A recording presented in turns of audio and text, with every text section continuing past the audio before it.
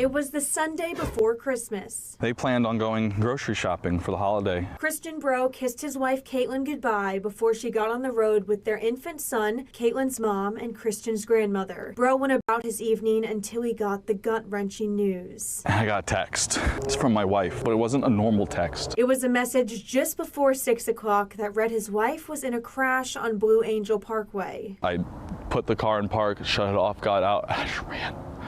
I ran like a good half a mile. Saw my wife on the ground, having the CPR being performed on her, and I just screamed out, "Where's my baby?"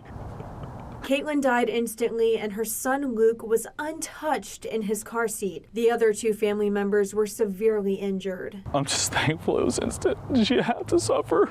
This would have been the couple's first Christmas since getting married. Waking up without my wife in my arms, their being there was just the most heartbreaking thing. There's still presents under the tree. I only got through 5. How do you open a present and can't see the person's face that got you it? Florida Highway Patrol arrested Alexander King for DUI manslaughter. Everyone must face the consequences of their action, but I forgive him. I pray that he repents and he's truly sorry. And while Breault says it may never get easier for him and his son, he has a message for those who decide to drink and drive. Before you take that first sip, hand your keys to someone. Can really make a difference. Like, can be the difference between life and death. When you tell a 1-year-old that just lost their mommy, he says, "Mama, mama," every day.